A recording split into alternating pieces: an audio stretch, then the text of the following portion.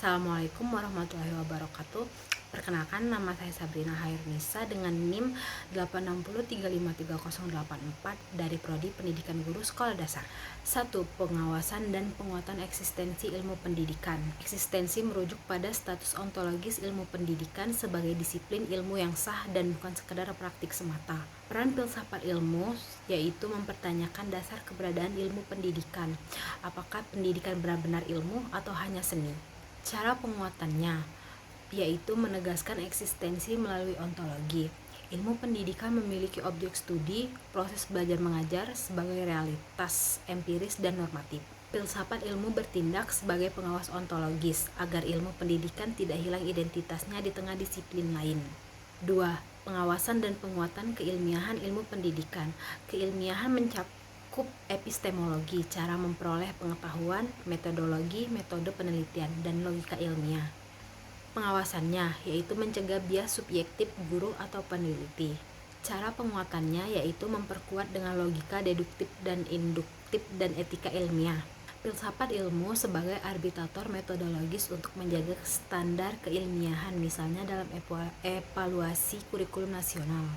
3. Pengawasan dan penguatan nilai-nilai dalam ilmu pendidikan. Nilai-nilai meliputi aksiologi, yaitu nilai etis, estetis, dan sosial yang inheren dalam pendidikan, seperti keadilan, inklusivitas, dan humanisme. Pengawasannya yaitu mengawasi penyimpangan nilai, misalnya pendidikan komersial atau indoktrinasi. Cara penguatannya yaitu mengintegrasikan nilai normatif. Pendidikan sebagai pembahasan Habermas atau pembentukan karakter oleh Aristoteles. 1. Konsep pendidikan bermakna dan bernilai. Pendidikan bermakna didefinisikan sebagai proses pembelajaran yang tidak hanya mentransfer pengetahuan tetapi juga membangun pemahaman mendalam tentang hakikat ilmu, nilai etis, dan konteks sosial budaya. Sedangkan pendidikan bernilai menambahkan dimensi moral dan humanis di mana ilmu tidak sekedar instrumental untuk tujuan praktis, melainkan berorientasi pada kebaikan bersama, keadilan, dan tanggung jawab. 2. Kontribusi pendidikan bermakna dan bernilai terhadap perkembangan filsafat ilmu. Pendidikan bermakna melatih kemampuan mempertanyakan asumsi dasar ilmu, ontologi, epistemologi, dan aksiologi, sehingga mendorong inovasi paradigma ilmu baru, misalnya dari positivisme ke postpositivisme. Alasan utama mengapa disebut pisau analisis adalah 1. Ontologi sebagai hakikat atau realitas pendidikan. Ontologi bertindak sebagai mata pisau pertama yang mengupas apa yang nyata dalam pendidikan.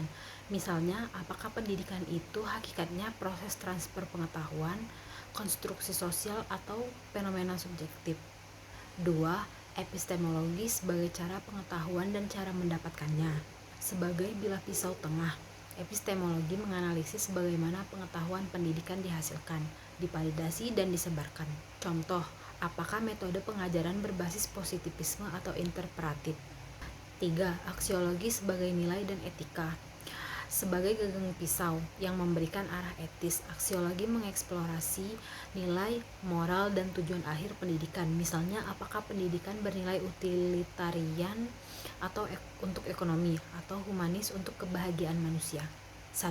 Dalam kebijakan pendidikan. Contohnya, kebijakan kurikulum merdeka ke ontologi, mengakui hakikat siswa sebagai individu unik, bukan objek pasif, sehingga kebijakan fokus pada profil pelajar Pancasila sebagai realitas dinamis. Epistemologi, mengubah paradigma dari positivisme ke konstruktivisme dengan validasi pengetahuan melalui portofolio. Aksiologi, nilai keadilan dan inklusivitas, akses untuk semua termasuk difabel, selaras etika pendidikan humanis. 2. Dalam kurikulum. Contohnya pengembangan kurikulum 2013, K13, dan revisinya. Ontologi, kurikulum memandang pengetahuan sebagai konstruksi sosial, bukan fakta mutlak, sehingga materi pelajaran seperti PPKN mengintegrasikan isu lokal, misalnya gotong royong di desa. Epistemologi, pendekatan saintifik, observasi, eksperimen, dan kesimpulan diterapkan di IPA, di mana guru memfasilitasi pengetahuan siswa melalui diskusi kelompok, bukan ceramah satu arah. Aksiologi, penilaian berbasis karakter, spiritual, sosial, dan kepribadian, menekankan nilai moral seperti integritas, bukan hanya kognitif. 3. Dalam proses pembelajaran. Contohnya pembelajaran diferensial di kelas matematika SMA. Ontologi, siswa sebagai subjek aktif dengan realitas belajar beragam, cepat ataupun lambat.